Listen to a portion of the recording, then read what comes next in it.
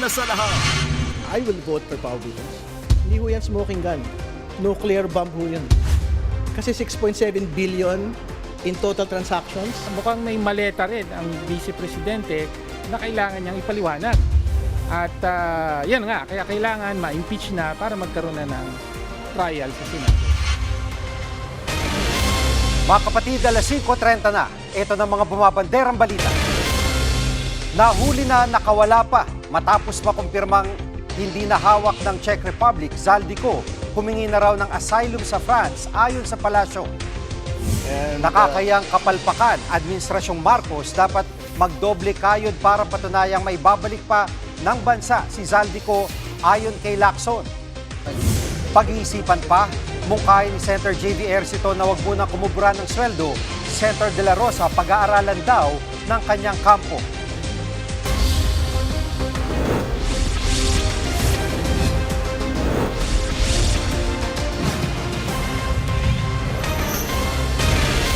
Wala na sa kustodiya ng Czech authority si dating Congressman Zaldico. Wala na rin siya sa Czech Republic. Ang tanong ngayon, paano pa siya mapapauwi? Live mula sa TV5 Media Center, nangungun sa balita si Palace Correspondent Maricel Alili. Maricel, anong latest sa impormasyon ng palasyo tungkol kay Zaldico? Gigi, mismo ang Malacanang na nga ang nagkumpirma na nasa bansang France na ngayon. Ang pugante at dating si Ako Bicol Party List Representative Zaldico. Humihiling daw kasing kasalukuyan ng political asylum itong si Zaldico mula sa bansang France. Ang paliwanag ni Undersecretary Claire Castro, sa ngayon hindi pa kasi malinaw kung paano nga ba nakalipat itong si Zaldico, kung galing ba siya sa Czech Republic mismo at dumiretso patungo sa France dahil ang nakarating lamang na impormasyon sa kanila ay hiniling ng France na dalhin sa kanilang bansa itong ang si Zaldico dahil doon sa hinihiling nilang political asylum. Pero kung sino ang naghatid dito kay Zaldico sa France mula sa Czech Republic o kung may dinaanan pa siya na ibang mga bansa, hindi pa yan malinaw dahil ang Department of Foreign Affairs ang nasabi lamang asylum ang hinihiling nitong si Zaldico. Pakinggan natin yung sinabi ni Undersecretary Claire Castro.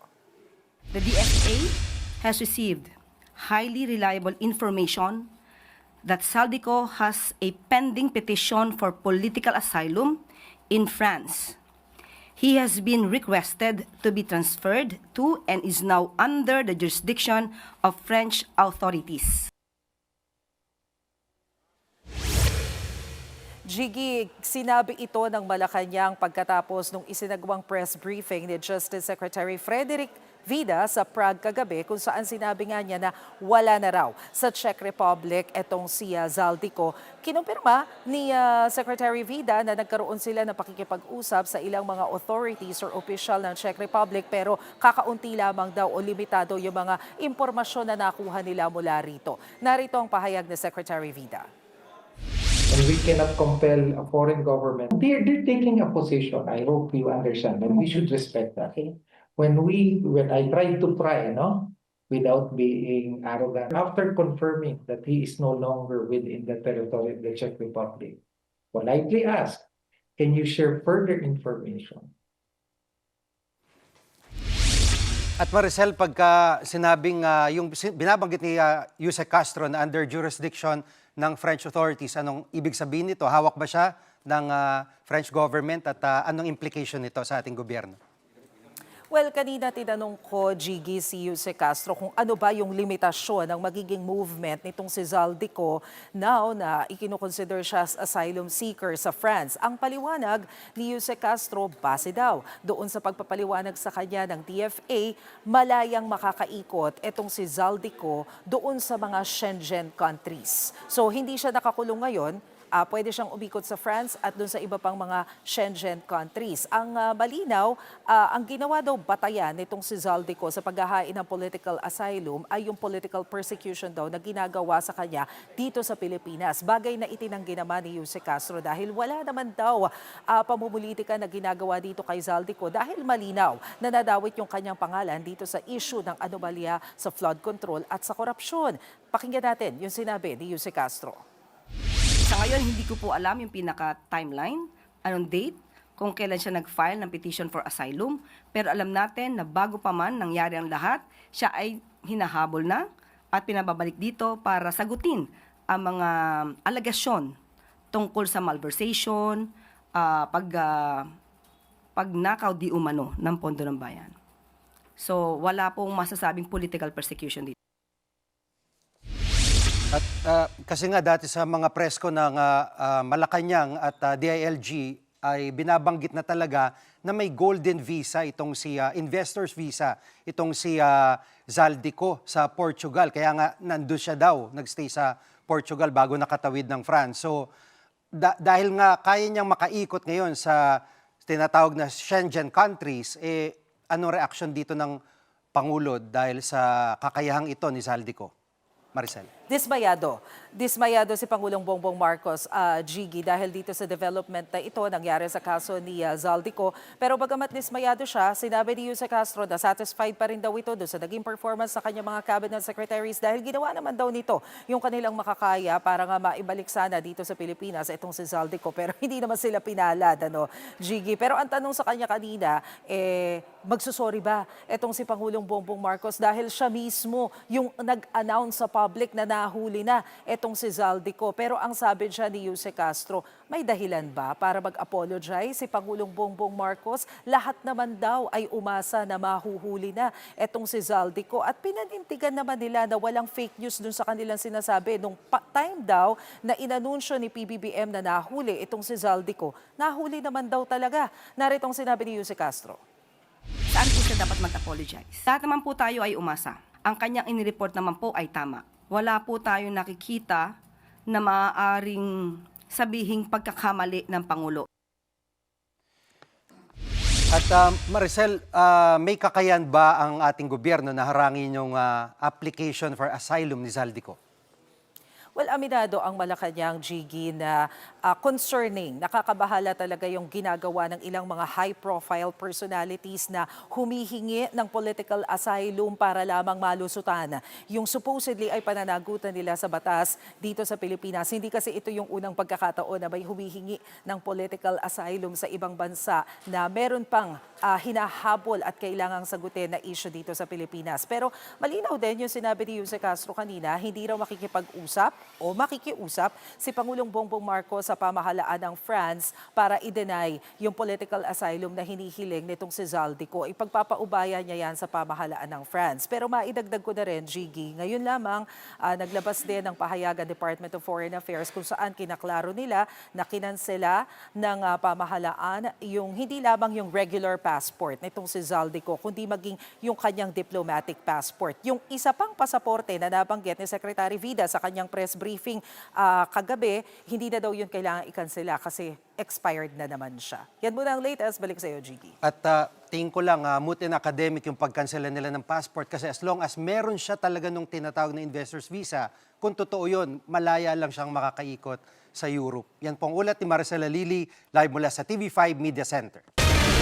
May nakikitang kapabayaan ng ilang senador sa kabiguan ng gobyerno na mapauwi ng bansa ang pugating si Zaldico. Live mula sa TV5 Media Center din, nangunguna sa balita si News 5 Cent correspondent Mean Los Baños. Mean, anong sabi ni Senator Lacson na nakita niyang kapabayaan sa kaugnay sa issue ni Zaldico?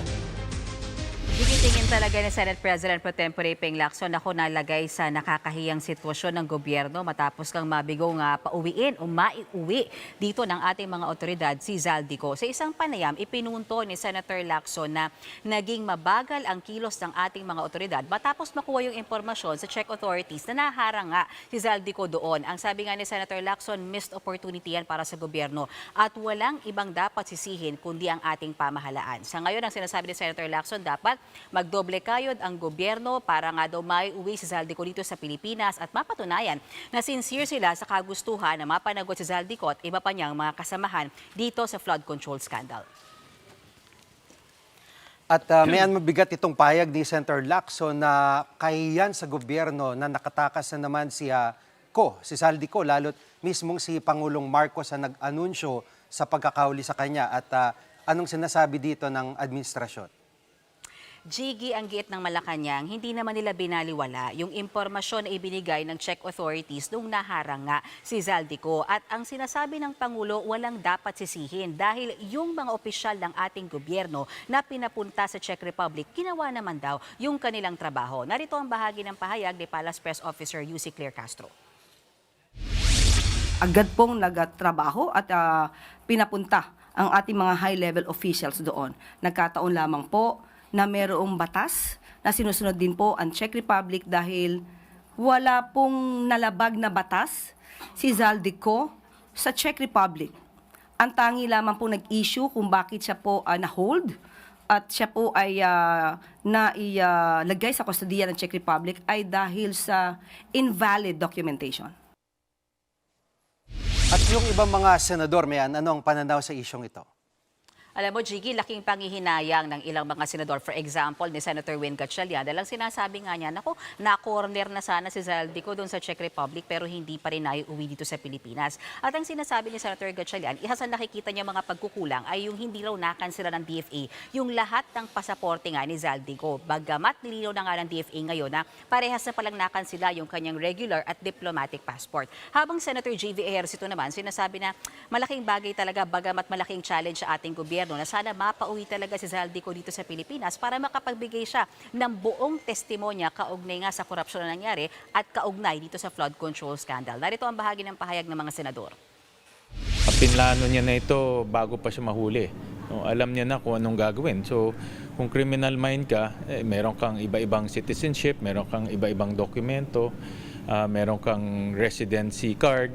Parang big blow setback na naman kapag nawala yung inaasahan natin.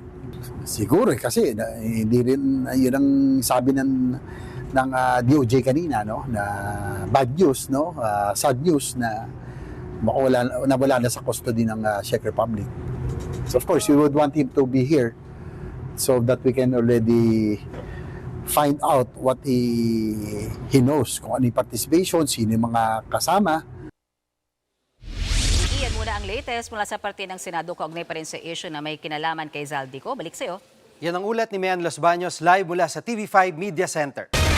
Susunod, House Justice Committee posibleng magbotohan na bukas kaugnay sa VP Sara impeachment. At busisiin natin ang ikwentro sa Tuboso, Negros Occidental na ikinamatay ng 19. Diyan lang kayo mga kapatid, dapat una sa lahat.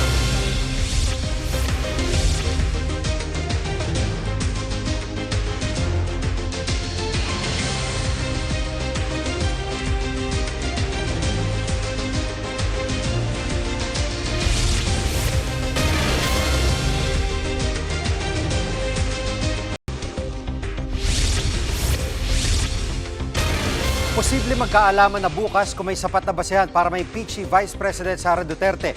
Live mula sa Batasang Pambansa, nangunguna sa balita si News 5 House Correspondent Marian Enriquez. Marian, ibig bang sabihin ay magbobotohan na ang Justice Committee? Yes, Jiggy, posible nga yang mangyari bukas kung wala nang i-raise na concerns o hindi nahihiling ng dagdag na araw para sa pagdinig yung mga miyembro ng House Justice Committee. Pagbobotohan na nga bukas yung miyembro ng komite kung may sapat na basihan yung mga reklamong impeachment laban po kay Vice President Sara Duterte. Inaasahang magpupulong ulit yung committee members sa May 4 kung mayorya nga yung bumotong pabor. Dito tatalakayin yung pag-aproba ng committee report at articles of impeachment na itatransmit naman sa plenaryo. Bibigyan po ng kopya ng mga ito yung lahat ng mga kongresista para pag-aralan ang mga ito ng mabuti at bibigyan din ng committee report at articles of impeachment yung mga complainant maging yung respondent na si VP Sara at sa May 11 naman inaasahang pagbobotohan sa plenaryo kung i-impeach o hindi ang Vice Presidente. Pakinggan po natin itong pahayag ni House Committee on Justice Chairperson Jervin Luistro. As far as we are concerned, we maintain that everything that happened and will happen before the Justice Committee are constitutional. It has been our stand that this is a constitutional duty. This is not a matter of choice. This is a matter of duty to the Constitution and to the sovereign Filipino people.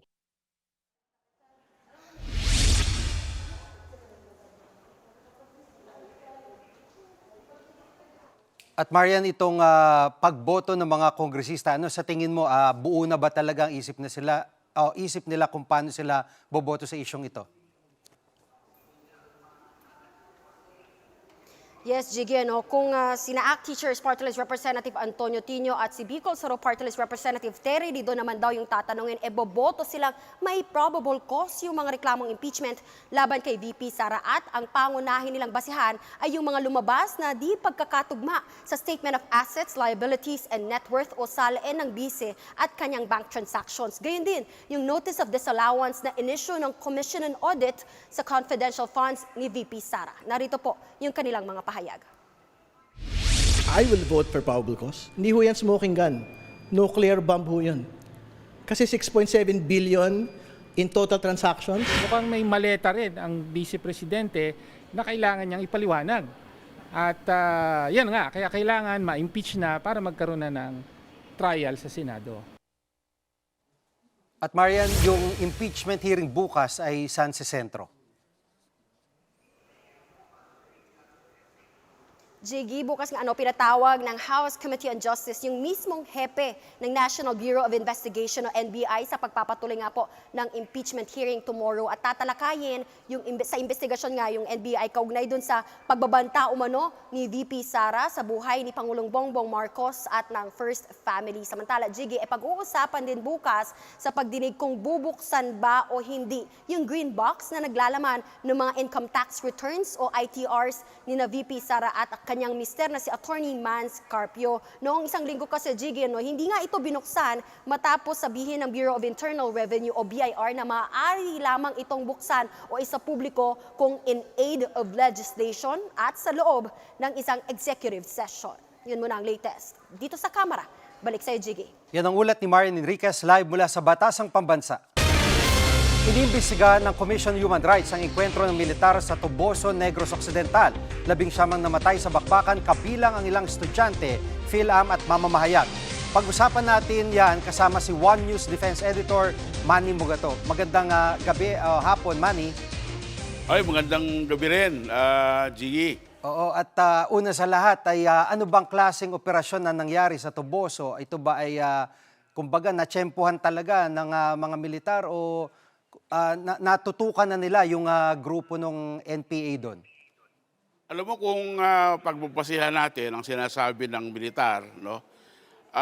Nabigyan sila ng tip o ng impormasyon ng mga local residents. Kaya sinasabi sa kanila na may mga armadong grupo na nandun sa lugar. Kaya pinuntahan nila, no? So hindi ito natisod lang, no? Talagang merong impormasyon na galing sa mga local residents. Yan ang sinasabi ng military, no? Hindi ko alam kung ano ang ginagawa ng mga rebelde doon sa lugar. Basta nagkasagupa sila at ito ay hindi lang isang beses, ano? Running gun battle to, no? Na umabot ng ilang oras kasi patakbo-takbo yung rebelde para umatras, no? Para iwasan yung military. At Manny, nabanggit mo ka na may intel, may tip mula sa ilang sibilyan yung naging operasyon at dito ay maraming napatay kabilang yung ilang mga estudyante at may mamamahayag, may mga PhilAm. So itong nangyaring ito ay may nakikita bang paglabag doon sa naging operasyon? Kung ikaw tatanungin. Ay mahirap masabi ngayon, no? Gigi, kasi merong nangyayaring propaganda war, no? Sinasabi ng Communist Party of the Philippines na 10 lang ang kanilang fighter na nandun sa lugar, no? At yung siyam ay mga non-combatants, no? Kasama diyan yung estudyante, yung 2 Amerikano, no, PhilAm, at isang community newspaper, no? At kung paniniwala mo naman yung kabila, ang sinasabi nila, legitimate operation to. So medyo magulo, no, kung anong talaga nangyari. Hindi natin alam ang punot dulo nito, no? Kaya dapat siguro ay magkaroon ng impartial, in-depth at independent investigation. Hindi lang yung CHR, no? Dapat siguro magkaroon ng investigasyon yung isang komisyon para makita natin ang punot dulo, no? Pero isa lang sasabihin ko sa iyo, Gigi, no? Kasi sa 4 na dekadang pagsusunod ko sa insurgency problem sa ating bansa, no? At ako ay ilang beses na ring pumunta sa kampo ng mga NPA nung ako ay active reporter pa, talagang ginagawa naman yan ng mga mahayag, no? Ang problema lang dapat alam ng reporter o ng journalist ang calculated risk pagka pupunta sila sa ganyang lugar, no? Ibig sabihin, dapat ay clearly identified sila na press, no? May pangalan dito, press, may ID, at hindi ka mahawak ng armas. Kasi ang sinasabi nung military ay humahawak ng armas at pumuputok sa mga sundalo. Kaya sila ay napabilang sa mga nasawi. Oo, at yun nga Manny, nung January 2024 ay iniulat ng NTF-ELCAC na wala ng aktibong NPA guerrilla front sa bansa. At inulit din niya ni PBBM, kung wala ng active guerrilla fronts, ito'y tingin mo paano nangyari itong engkwentrong ito? Ibig sabihin ba may malaking grupo pa rin doon ng mga rebelde? Alam mo, Jiggy, yung Negros ay matagal lang hotbed ng communist insurgency, no? Panahon pa ng dating Pangulong Marcos noong 1980s, 70s, ano? Malaki ang puwersa ng mga NPA dyan, no? Usually, ang NPA, hindi lang naman sa isang lugar lumalagi yan. Paikot-ikot yan, no? Sa probinsya ng Negros. Ang pinakamalaking base nila ay dun sa tinatawag nating Chicks area, sa may southern part ng Negros Occidental dahil bulubundukin niya, no? Ngayon, kung sinasabi ng military na wala ng rebelde, rebel front dyan sa, guerrilla front dyan sa Northern Negros, hindi naman ibig sabihin na na-clear na nila yan. Ibig sabihin, bumabalik-balik dyan yung mga NPA, no? Kasi paikot-ikot lang sila eh. So talagang di natin masabi na wala na, no? So pwedeng na-tsempohan lang nila dahil yung ang daming nasawi. Pero isang pagbabago no sa ating military ay naging malakas na ang ating militar kumpara mo noong 1980s, no? Kasi ngayon may mga bagong gamit na sila, may technology, may GPS, may drone, may mga precision guided bombs, no? So talagang walang kalaban-laban ang NPA sa ganitong sitwasyon, no? Kasi naalala ko na may nagsabi na habang nagbabakbakan may mga drones na lumilipad sa taas, no? Sa Negros. Kaya alam ng military kung sino ang kalaban kasi nakikita nila sa ere. Sino yung pumuputok, sino yung bumabaril at na-pinpoint nila. Kaya walang kawala yung mga NPA rebels dyan sa lugar na yan. Yun, maraming salamat, One News Defense Editor Manny Mogato. Maraming salamat. Susunod, mga testigong harap sa paglilitis si dating Pangulong Duterte, protektado ng ICC. At sa dokumentado, buhay bombero, gaano nga ba kahirap? Huwag kayong bibitiw, dapat una sa lahat.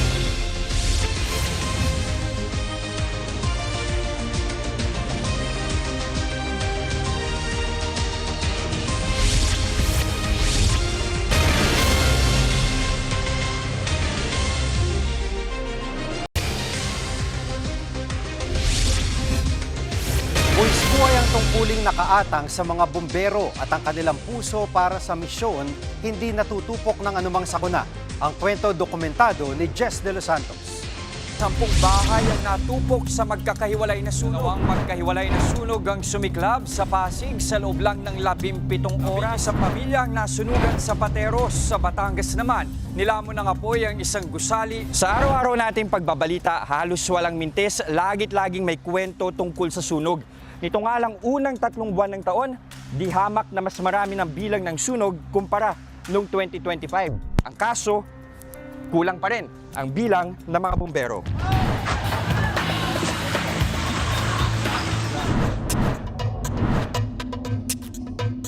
Boss, Morning, sir. Brian, Jess po. Yes, Sir Jess. Good morning. Anong gagawin natin today? Dito sa Barangay Addition Hill sa Mandaluyong, susubukan kong sumailalim sa pagsasanay ng Bureau of Fire Protection para sa fire volunteers. Bakit kailangan nyo ng fire volunteer? Sa kakulangan natin ng bilang sa ating DP personnel, sila po yung kahit pa paano ang nagko-compensate po para po mapatuloy pa rin po namin yung trabaho namin. Meron lamang 140 fire personnel ang lungsod.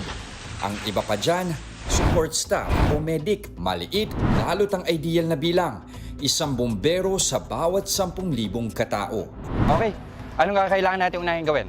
Sige sir, una sir, sa pinaka-basic sir is yung ang pagsusuot ng ating PPE or yung donning and doffing of PPE sir. Bakit importante na ganito ka kumpleto? Siyempre, unang-una sir, pinakamahalaga yung buhay ng ating mga rescuers sir. Hindi natin pwedeng i-compromise yung safety ng mga rescuers natin.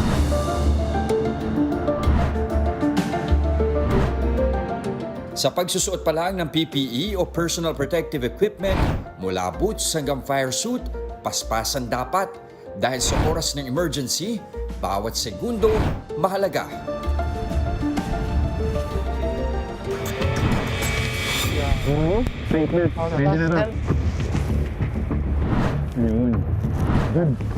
Pagkasuot ng helmet at pagkasabit ng mask, oras na para sa fire hose throw. Yan, nice sir, nice one. Okay, tapos ito naman sir yung pagkakabit ng connection natin sir. Pag-connectin natin sir kasi minsan sir, Okay, para mas mahaba. para mas mabilis sir. Pag konektado na ang mga hose sa fire truck at naikabit na ang nozzle, body-body system na sa pag-apula ng apoy. Pagbigay ng signal sa truck operator, dama agad ang pagtigas ng hose. Ibig sabihin, may pressure na ng tubig. Yan, pag yan sir, pag yan, lapit tayo sir. Usually ginagamit yan pag lalapit. Paglalapit na, Yes sir, dahan-dahan yan. Shot nyo sir, shot. paano yung pag-pull? Okay sir, ikot nyo sir, ikot pag ano sir, pag ano sir. Yan, yan. Pag ganito, Yan, okay, tatamaan yung ayun. target.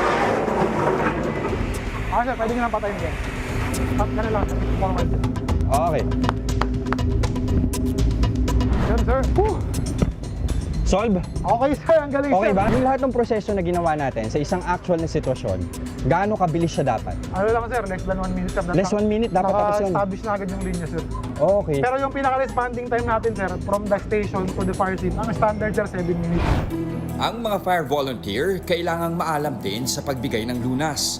Lalo't pag may sunog, di maiiwasan ng mga nai-injure at mga nasusuffocate. Kailangan mo muna stop yung bleeding. Okay. Tapos load tayo sa ambulance. Okay. Na natin to.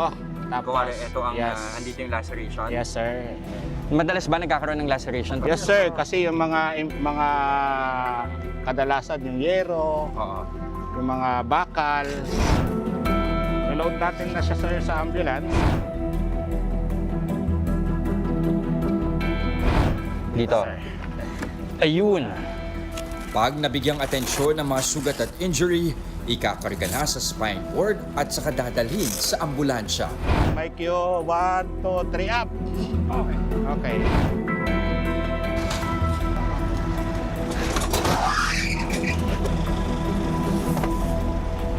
Iti-check ang vitals ng nirescue at kung kailangan, kakapitan ng oxygen. Bakit mo naisipan mag-volunteer? Kulang tayo sa mga doctors. Si Mang Ronald may mas malalim pang dahilan. Nitong 2023 lang, siya mismo naging biktima ng sunog. Nawala ang lahat. I lost my house. Oo. Yung paupahan. Wala. Nothing.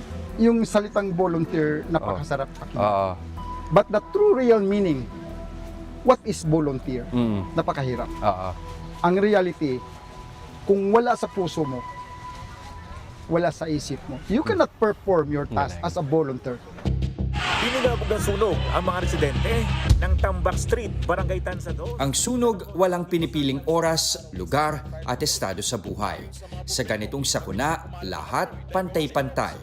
At habang sinisikap pang palakasin ang pwersa ng mga bombero ng bansa, malaking tulong kung sa bawat komunidad may mga kapatid tayong magkukusang magsanay at maging handa oras na magngalit ang apoy. Jess De Los Santos, mukha ng maliliit, isyong malalaki, dokumentado. Susunod, si Senator De La Rosa pinag-iisipang wag munang tumanggap ng sweldo sa Senado. Huwag kang bibitiw, dapat una sa lahat.